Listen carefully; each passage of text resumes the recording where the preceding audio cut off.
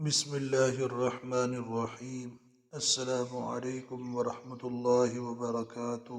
محترم ناظرین، آج ایک اور عبرت ناک اور سبق آموز واقعہ لے کر حاضر ہوا ہوں، جس کا عنوان ہے جوانی کا پاگل پن۔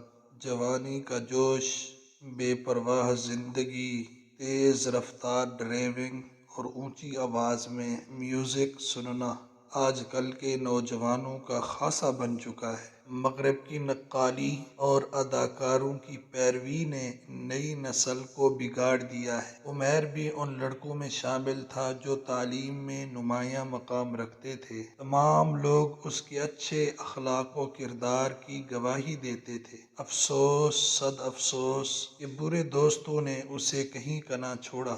صحبت صالح انسان کو نیک بنا دیتی ہے، اسی طرح صحبت بد انسان کو بد کردار بنا دیتی ہے۔ آوارہ لڑکوں کی ٹولی نے عمیر جیسے لائق ترین لڑکے کو اپنے رنگ میں رنگ لیا۔ ان عیاش لڑکوں کا فلسفہ حیات کچھ یوں تھا: نحن صغار وما زلنا شباب نريد ان نتمتع بالحیات ومذلاتها۔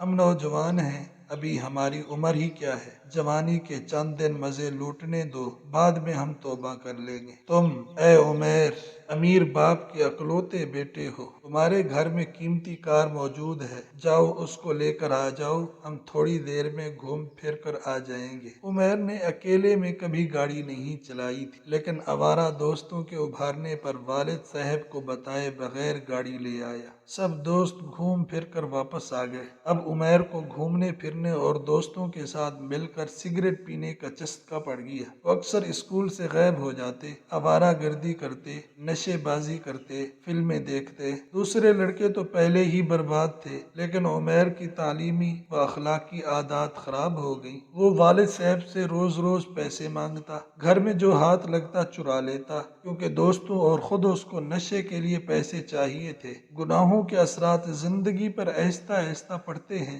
گناہوں کا خطرناک انجام یہ ہوا کہ عمیر کے حالات بدلنے لگے۔ تعلیمی میدان میں سب سے پیچھے ہو گیا، قوت حافظہ کمزور ہو گیا۔ برے دوستوں نے بری عادات پر لگا دیا تھا، جس کے نتیجے میں صحت و تندرستی تباہ ہو گئی۔ اب گناہوں کی بھاری قیمت ادا کرنے کا وقت آ گیا۔ ایک شام کو عمیر اپنی کار میں دوستوں کو لے کر ساحل سمندر پر چلا گیا۔ وہاں پر نشے کے ساتھ ساتھ اونچی آواز میں گانے لگا لیے، چرس والے سگریٹ پیتے گئے اور ناچ گانے کا پروگرام چلتا رہا۔ رات گئے واپسی ہوئی۔ ایک لڑکا نشے میں بدمست ہو کر گاڑی ڈرائیو کر رہا تھا، ساتھ ساتھ تیز گانے بھی چل رہے تھے۔ اس نے ایک لڑکے کے ابھارنے پر رفتار تیز کر لی، حالانکہ حدیث رسول اللہ صلی اللہ علیہ وسلم ہے: جلد بازی شیطان کی طرف سے ہوتی ہے۔ جوانی کے پاگل پن میں لوگ جلد بازی کرتے ہیں۔ یہ لڑکے بھی انتہائی تیز رفتار گاڑی چلانے لگے۔ ایک موڑ پر اچانک آگے ٹرک آ گیا۔ تیز رفتار گاڑی سنبھالی نہ گئی اور دھماکے سے ٹرک کے ساتھ جا ٹکرائی۔ گاڑی کے دو ٹکڑے ہو گئے، لڑکوں کی لاشیں مسخ ہو گئیں۔ اللہ رب العزت ہمیں ایسے برے انجام سے محفوظ رکھے، بری موت سے بچائے، آمین۔ نشے کی حالت میں گانے سنتے ہوئے موت آنا واقعی حسرت ناک موت ہے۔